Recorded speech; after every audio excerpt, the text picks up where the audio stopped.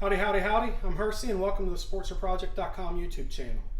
Today I've got the 1990 Sportster up on the lift, and basically I'm going to start getting it put back together from all the parts we pillaged off of it to get the 88 Sportster going. Mainly the carburetor, the intake. There's a few other little pieces and parts here and there that I just got to put back on it, but today primarily I'm messing with the carburetor. So I got this carburetor off eBay. I think it ended up costing me about 40 bucks. It said it came off a running bike. It's really dirty, as you can probably see from just picking it up on my fingers.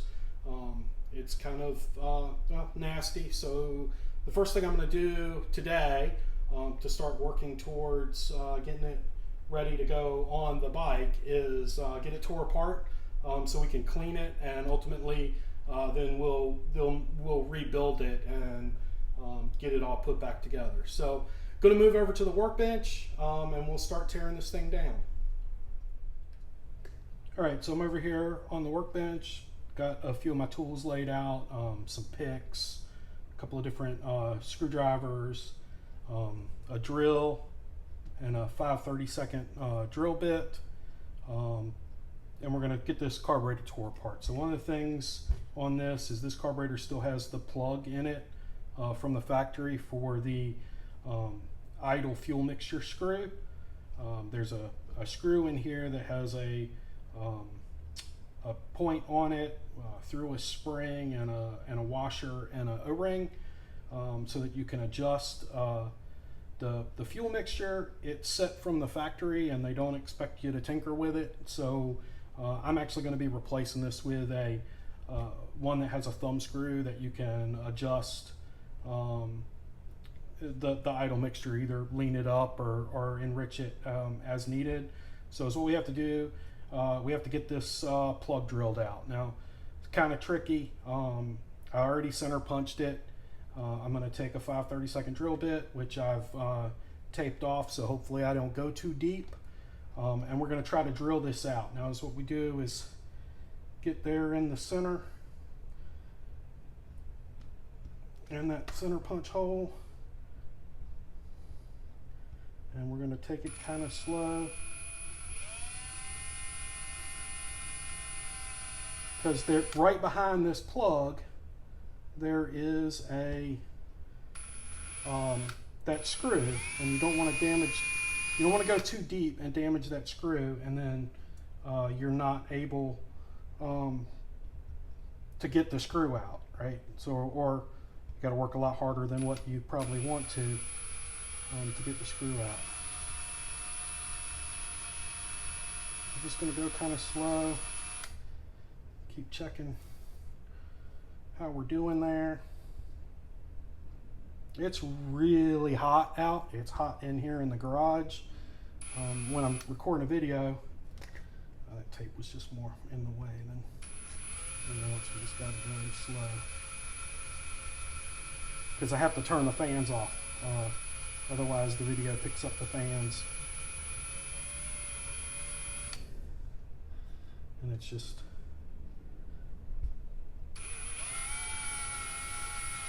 not very good to have to listen to the fan. Oh, so we just punched through. So I've got the hole drilled. I'm way off center. Don't know how I made that happen.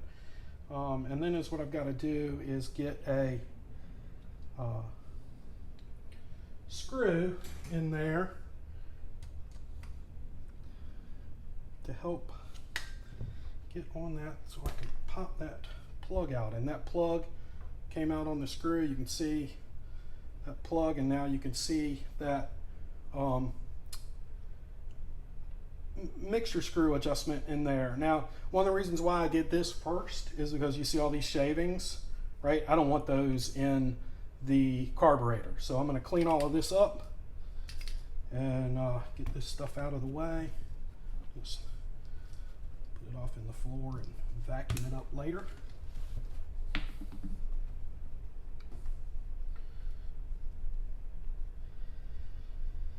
And now we can start disassembling this thing. So since we just did that idle screw, the first thing I'm going to do is just take that out. So we'll screw it all the way out. And in behind that, there is a washer, and well, there's a spring, and then there's a washer and a O-ring that almost always is a bit of a pain to get out. You might have to take a pick and just kind of work down there and mess around with it. So there's the washer just fell out, and now I've got to try to get that O-ring out of there. Pick here. And I'm not going to spend a whole lot of time trying to get the O-ring out, at least not on the video. I mean, it's got to come out. It's in there, but I can work at it later and blow some air down through that way, and keep messing around with it till I get it to actually come out. So it's in there. I'll have to get that out, but we'll just move on to the next piece. So really there's no specific order, right? I'm going to take the screw holding the throttle cable bracket off, and then there's one on the top.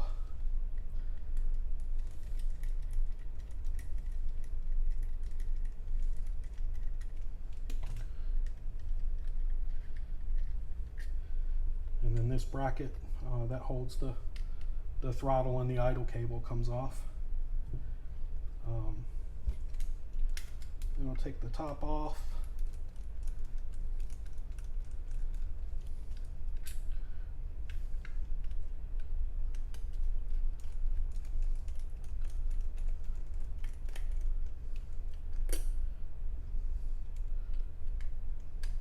One screw for the top holds the cable brackets on. The other, then there's 3 other screws. There's a spring behind this. So you'll get the top off. The spring that'll go back in later.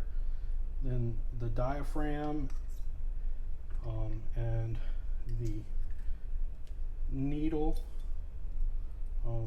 come out.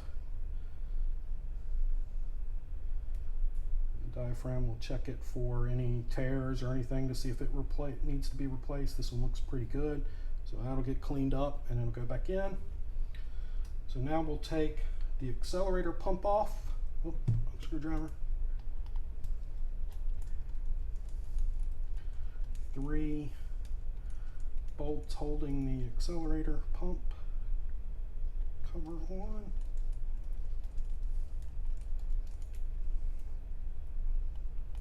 Now there's a spring under this as well.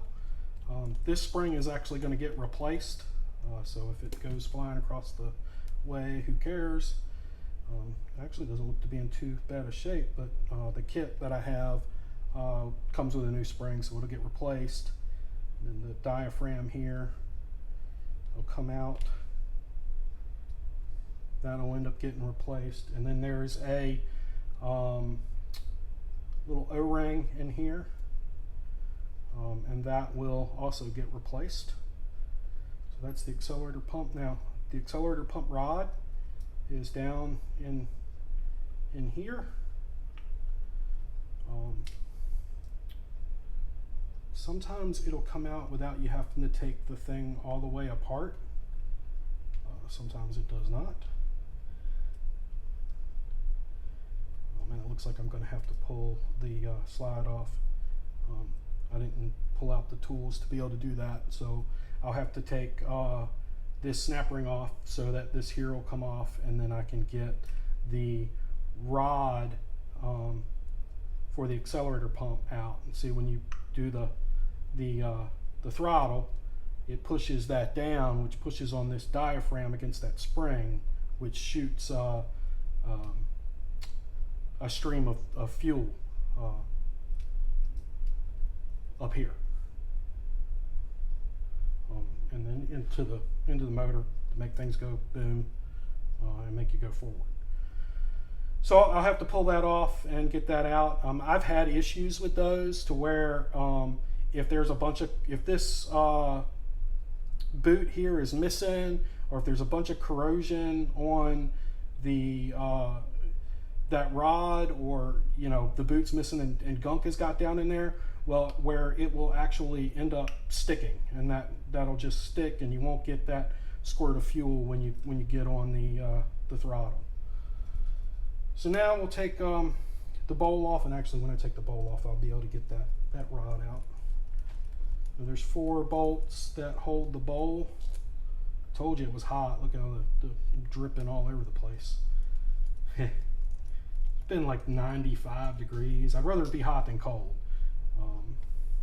But it's really hot, and especially when I don't have the fans running out here in the garage, it gets pretty warm in here.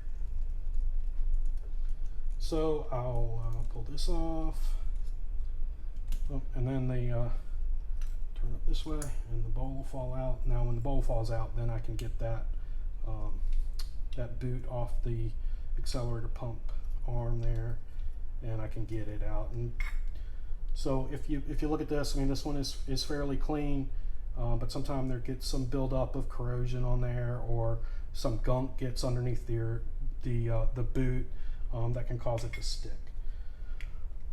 So inside we got the float here, so we'll pull that out. There's just a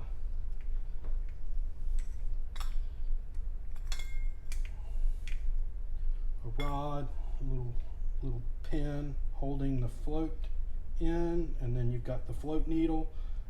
The float, I'll clean it up and that'll be replaced. And then you have the main jet. It's going to need a little flathead screwdriver. Pull that out. And there's the main jet, and then there's the pilot jet, or the low speed jet.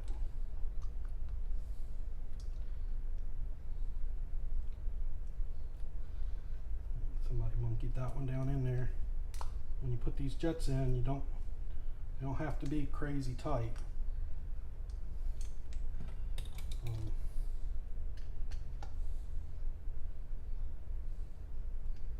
just want to snug them down in there, otherwise you have problems when you go to try to get them out. There we go. So we got that to break loose, and now I'll get the pilot jet out of there.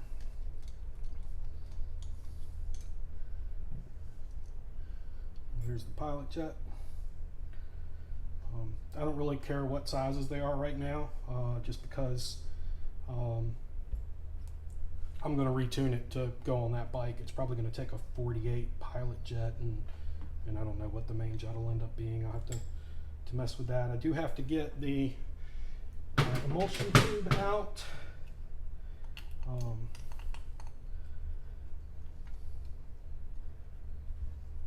this sucker here.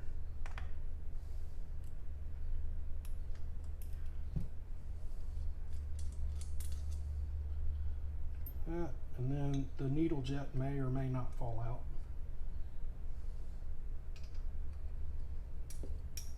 And there's the needle jet.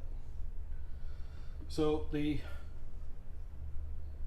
top of the carburetor, we've got it pretty well stripped. I'm going to take this. I am going to take this plastic piece off, but I'll need to get a tool to get me those clips off, and to pull the pin on that, so I can pull the plastic off of there. And then this will go pretty much like it is into the ultrasonic cleaner to get cleaned up, and then I'll blow a bunch of air through it, make sure the passages are clean. So yeah, there's that.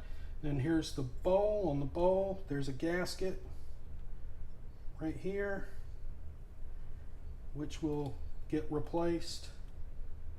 Just need to get it out of there. That gasket's junk. And then the drain on the bottom, pull that out, because there is an O-ring on the drain screw right there that will get replaced as well. So now this carburetor is pretty well tore apart. and ready to go on the ultrasonic cleaner. So I'll get it cleaned up, and then the rebuild kit, I'll get it all put back together. That's going to be another video. So hope this was helpful. Hope it was interesting, right? I mean, a lot of people worry about pulling that plug out. It's actually, as you saw, it wasn't really that difficult. 5/32 drill and a machine screw, and I was able to get it right out. Pretty much got the rest of the carburetor stripped down and checked out. So we'll put it in the ultrasonic cleaner. We'll get it good and clean. If you have any questions, please leave them in the comment below. Yeah, and like this video and subscribe so you get the next one when we put it all back together, and then ultimately we get it put back on the 1990 Sportster. So until next time, build, tinker, and ride, and thanks for watching.